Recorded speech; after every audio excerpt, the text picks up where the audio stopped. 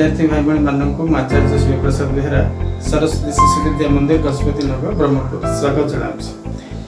पे गत कालांश गुड़िक आम बलर संज्ञा को निरूपण करते विभिन्न प्रकार बल विषय चर्चा करते बलर प्रभाव दुनिया में कौन कार्य किभली रही बुझी आज आम चाप कौन जान चाप सहित बलर संपर्क किभली रही बुझा आग को चाप संबंधी विभिन्न तथ्य को बुझा बहुत इंटरेस्टिंग कॉन्सेप्ट। तो चलो समय नष्ट नक आरंभ कर आज कालांश। तुम सामने जो बोर्ड अच्छी ये बोर्ड पर मुझे ठेला बल प्रयोग कर ठेला बल प्रयोग कर। तो प्रश्न उठुची जे कौन मु संपूर्ण बोर्ड पर बल प्रयोग कर संपूर्ण बोर्ड पर बल प्रयोग करनी केति बल प्रयोग कर अंचल बल प्रयोग करना जी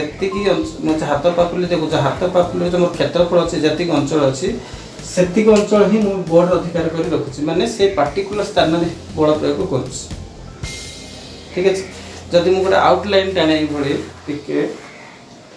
जदि मु आउटलाइन टाणे ये तो यही अंचल पर मु बल प्रयोग कर निर्दिष्ट अंचल पर तुमको देखा जाऊँगी गोटे एलियन हाथ पापुली भाई हो जाए तुम एक्जाक्ट चित्र को जान खाली लॉजिक को बुझा। ठीक है हेले ये कौन है ना गोटे क्षेत्रफल निर्दिष्ट क्षेत्रफल उपरे मु गोटे बल प्रयोग कली बर्तमान क्षेत्रफल को आम कौन करूँ ना एरिया बोली लिखू आ एरिया को आम संक्षेप ए रे डिनोट करूँ ए आ बल को आम कौन कहू एफ बोली कहू। तो बर्तमान देख ये कथाटा को ना गोटे गाणितिक संपर्क आने को चाहूँगी क्षेत्रफल और बल उपर गोटे गाणितिक संपर्क आने को चाहूँ। तो कौन कर युक्तिटा को गाणितिक प्रक्रिया केमती लिखुची देख ना ये निर्दिष्ट क्षेत्रफल उपर मु गोटे बल प्रयोग कली भाई तो कौन लिखी ना गोटे निर्दिष्ट क्षेत्रफल उपर मु गोटे बल प्रयोग कली ये बल को आम कौन लिखिपर प्रयुक्त बल लिखिपार नॉट ए प्रॉब्लम। तो याकू ही आम कहू चाप याकू ही आम कहू चाप वेरी सिंपल। तो बल कौन होता है जिते कौन बल एक निर्दिष्ट क्षेत्रफल उपर पड़े कौन बल एक निर्दिष्ट क्षेत्रफल उपर पड़े से जी अंचल उपर पड़े ताकू ही आम कहू चाप सिंपल। जदि मुझे आउटे संक्षेप लिखे तो कौन हम ना बल को आम लिखिपर एफ लिखिपर क्षेत्रफल को लिखिपर ए तो कौन हम F by A equal to चाप कौन हम चाप को आम कौन लिखु प्रेशर बोली लिखु ना चाप को आम लिखु प्रेशर बोली तो प्रेशर माने ताको संक्षेप आम कौन लिखु पी बोली लिखु तो F by A equal to P गोटे संपर्क हो गले ताले एबे चापर संज्ञा कौन है ना एकक क्षेत्रफल प्रति प्रयुक्त बल होउची चाप। देखो यही एक्सप्रेशन रु आम चापर एकक मध्य बाहर कर परिया केमती देखो ना बलर एकक कौन न्यूटन बाय क्षेत्रफल एकक कौन होता है वर्ग सहित जदि ये सेंटीमीटर थी वर्ग सेंटीमीटर हम जदि मीटर थी वर्ग मीटर हम तो चलो मुझे मीटर एकक जदि लिखी कौन हम ना metre square newton by metre square ताहले ए न्यूटन बाय मीटर स्क्वायर होची चापर एकक। वर्तमान ए न्यूटन बाय मीटर स्क्वायर ऊपर ए चापर एक चाप ऊपर बेसी एक्सपेरिमेंट जे करथिले से होचंदी ब्लेज पास्कल। तो तांकू सम्मान जणाया पई चापर एकक को पास्कल मथे लिखा जाए पास्कल। ठीक अच्छे जमती आम ये बल एकक जो न्यूटन है सर आइजाक न्यूटन तांके बल को बेसी ऑब्जर्व करथिले ना तांको नाम अनुसार बल एकक न्यूटन रखागला सेमती यही जो रिलेशन टाक जी आनी से होचंदी ब्लेज पास्कल। तो तांको नाम अनुसार चापर एकक रखागला पास्कल। तो न्यूटन बाय मीटर स्क्वायर लिख पास्कल लिख नॉट ए प्रॉब्लम। तापर मु कहबे एसआई यूनिट कोन सीजीएस यूनिट कोन एमकेएस यूनिट कोन सेरा पर चर्चा करिया। एनीवेज तो प्रेशर क्लियर एकक क्षेत्रफल प्रति प्रयुक्त बल होची चाप। चलो नेक्स्ट कंटेंट को जीवा गोटे इंटरेस्टिंग कांसेप्ट। बर्तमान प्रेशर रो गोटे इंटरेस्टिंग कांसेप्ट को बुझिबा एथिपई दुईटी काठ फुटा दरकार एका प्रकार रो दुईटी कंटा मध्य दरकार एका प्रकार रो आउ गोटे हातुड़ी मध्य दरकार बल प्रयोग करिया पे ठीक है ताहले तैडी देखो ना पिटिवा द्वारा कंटाटी काठ फुटा भीतर को सहज प्रवेश कला किंतु एठी हातुड़ी द्वारा कंटाटी को पिटिवा द्वारा कंटाटी भीतर को जाऊ नहीं ता मध्य को प्रवेश करू नहीं अब कारण को पचारे तो तुम सहज कहीदेव कौन ना कंटार मुनिया उपरे काठ पटा को थिला तो ये क्षेत्र में चलीगला जोटा कि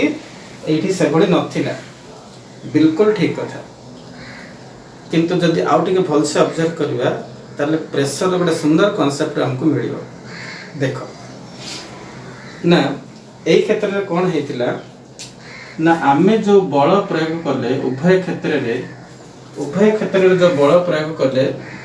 बलर परिमाण समान थिला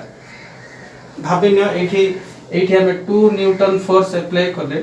और एठी मध्ये 2 न्यूटन फोर्स अप्लाई कले उभय क्षेत्र में 2 न्यूटन फोर्स अप्लाई कले सेम फोर्स बर्तन ये जो बल प्रयोग कले से बल समस्त बल ट्रांसफर होची गोटे पार्टिकुलर पॉइंट को आसुची गोटे जगह केंद्रीभूत होची माने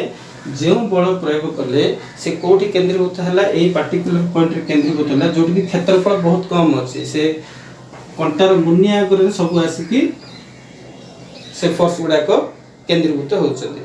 એટલે એડી જેহেতু क्षेत्रफल कम होची एई जगह रे केंद्रीभूत हला एठी से बल क्रियाशील हला एई जगह रे क्रियाशील हला से बल तो जेहेतु क्षेत्रफल कम अछि म एठी स्मॉल a लिखि देली राइट वर्तमान एठी जो 2 न्यूटन रो फोर्स अप्लाई करली तो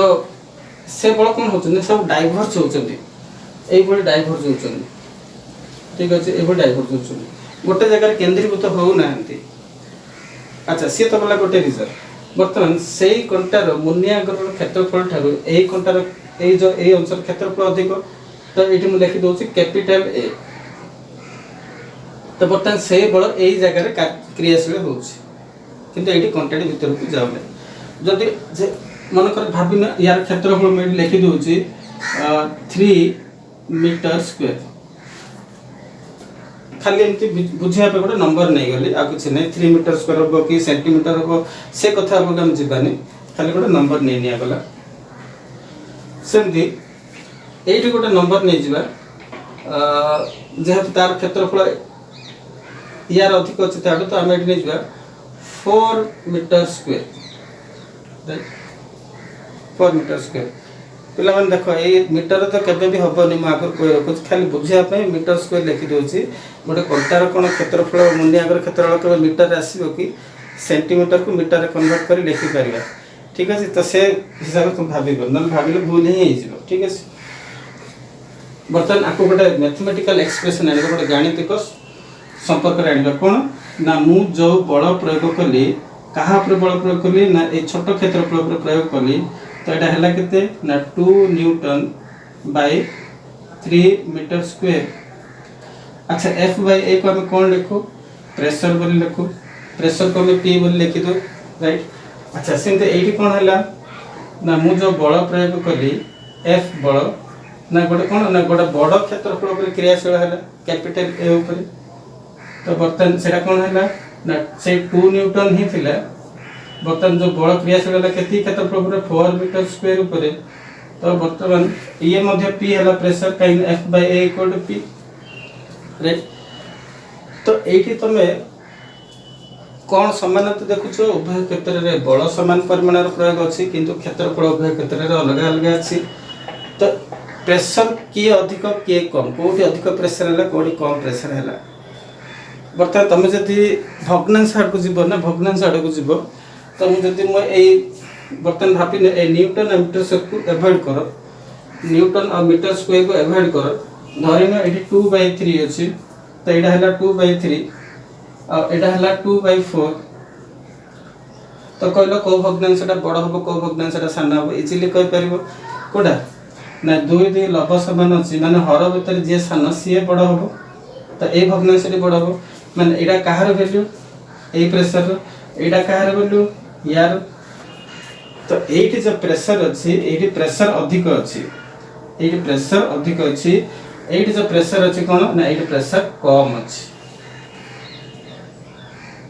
आसीगला। तो एमती केबे भी आम भावटा ठीक हेनी जे अधिक बल प्रयोग करदेली तो कार्य सहज हो से बल जो प्रयोग होती क्षेत्रफल उपर प्रयोग होती निर्भर कर कार्य सहज रह ना कष्ट रह। तो कौन है ना ये प्रेशर अधिक थिला तो कार्य सहज हो पारा कंटाटी सहज गलीगला। तो ये प्रेशर बहुत कमी गला तेणुक ये से कामटा ठीक से हो पारानी। ठीक अच्छे देख एम भितर ना गोटे सुंदर कनसेप्ट बाहर कौन प्रेशर सहित फोर्स केमती संपर्क रोचे मुझे लिखिनी P equal to F by A ये अच्छे ना A। तो ये कौन होची ना P सहित F रो संपर्क केमती रोची ना प्रेशर जेते बढ़िबो फोर्स मध्ये सेते बढ़िबो बा फोर्स मध्ये जेते बढ़िबो प्रेशर मध्ये सेते बढ़िबो काहे कि ना प्रेशर और फोर्स मध्ये सड़क चलन रो संपर्क रहिछि किंतु प्रेशर और एरिया मध्ये चाप और क्षेत्रफल मध्ये कौन होची ना चाप क्षेत्रफल जेते कमिबो क्षेत्रफल जेते कमिबो चाप सेते बढ़िबो। देखो ये क्षेत्रफल जेते कमिला चाप केते बढ़िला ये कौन है ना ये चाप कहीं कमी गला ना क्षेत्रफल ये अधिक थिला। तो ये जदि एरिया कौन हो एरिया जदि बढ़ी जीवो ताले प्रेशर कमी जीवो। This is the beautiful relation between force pressure and their comparatively area right. तो भल से लिखी थी याकू ठीक अच्छे तुम ये तो आम कौन बुझिले प्रेशर जेते बढ़िबो फोर्स मध्ये सेते बढ़िबो वा फोर्स जेते बढ़िबो प्रेशर मध्ये सेते बढ़िबो ये हला गोटे तो प्रेशर और फोर्स मध्ये गोटे सड़क चलन संपर्क रहला। तो ये देखो कौन होची ना माने एरिया गोटे क्षेत्रफल जेते कमिबो प्रेशर सेते बढ़िबो एरिया जेते कमिबो प्रेशर सेते बढ़िबो। तो तुम बल चाप मध्य संपर्क जानी पार्थ कौन बल चाप मध्य संपर्क P equal to F by A आउ केमती आम कहीपर ना बल सहित चापर सीधा सड़क संपर्क अच्छी मुझे कौन कहली सीधा सड़क संपर्क अच्छे ना सड़क चलन संपर्क अच्छी आउ क्षेत्रफल सहित चापर प्रतिलोमी चलन संपर्क अच्छी क्षेत्रफल जिते कम प्रेशर सेते बढ़ राइट। या को आधार करके आ गोटे सुंदर कॉन्सेप्ट को बुझी पारिबा। देखो जो लगेज कैरियर जो मन थांदी कुली से माने जतले बोझ बुहंती तांको मुंड पर गोटे पगड़ी थाए काहेकि करंती सेमती धरि न मु जति ए भली मो मुंड ऊपर जे 3-4टा बाक्स लदी दिया जाए से बाक्स मानकर ओजन गोटे बड़ भली कार्य करिवो। तो जेते बाक्स बढ़ी बढ़ी जीवि बल सेते बढ़ी जीवो आ बल जेते जेते बढ़ी जीवो मो ऊपर प्रेशर मते सेते बढ़ी जीवो तो मते पेन हबो। तो मुझे कौन करी ये बलर प्रभाव को कमायापाई